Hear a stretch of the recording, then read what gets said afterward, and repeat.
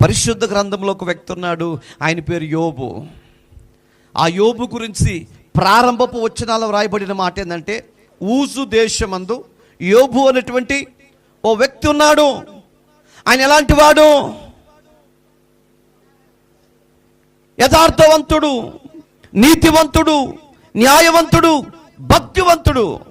సాతాను కూడా దేవుని దగ్గరికి వెళ్ళినప్పుడు అంటుంది, ఊరికయే నీవు అతని చుట్టూ ఏం పెట్టావు? భద్రత పెట్టావు, అందుకే నేను వెళ్ళలేకపోతున్నాను. ఆ భద్రత తీసేయి, నేను వెళ్ళి తానే నిన్ను దూషించేలాగా చేస్తాను. ఆ భద్రత తీసేస్తాడు ప్రియులారా. అంటే యోబు చుట్టూ ఏమొచ్చిందండి? అనగా యథార్థవంతుల చుట్టూ ఏముంటుంది చెప్పండి. ఇప్పుడు యథార్థవంతుల చుట్టూ దేవుని కంచె వేయబడి ఉంటుంది.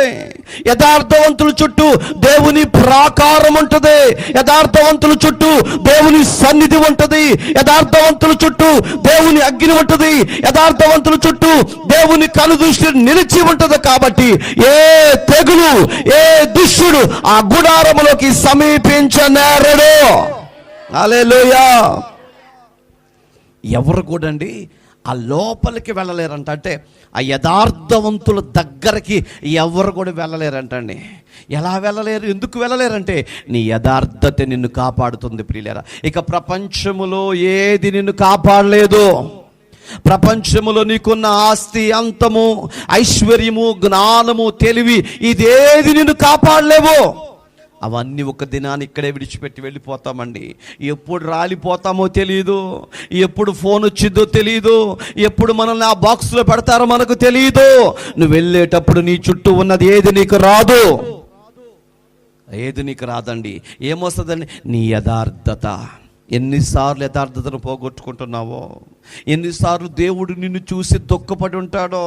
నిన్ను ఒక గొప్ప వ్యక్తిగా దేవుడు చూడాలనుకుంటాడండి. పరిచర్య చేస్తుంటే, ప్రార్థిస్తుంటే, దేవునికి లోబడుతుంటే, దేవుని సువార్త పరిచర్య చేస్తుంటే దేవుడు చూడాలని ఆశపడతాడు. నిన్ను ఆశపడతాడు. ఆయన చూసినప్పుడు ఆ పరిచర్యలు నీవు ఉంటున్నావా?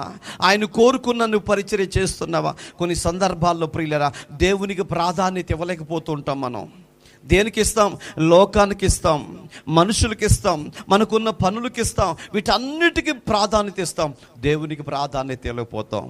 ప్రియులరా కొన్ని సందర్భాల్లో దేవుడే నిన్ను ఆదుకోపోతే నీ పరిస్థితి ఏంటో ఒక్కసారి ఆలోచన చేయండి. దేవుడు దయ చూపించపోతే, దేవుడి కృప చూపించపోతే, దేవుడు నిన్ను బలపరచపోతే ఎవరు నీకు ఈ లోకంలో? నీ ఒంటరితనంలో ఎవరు నీకు?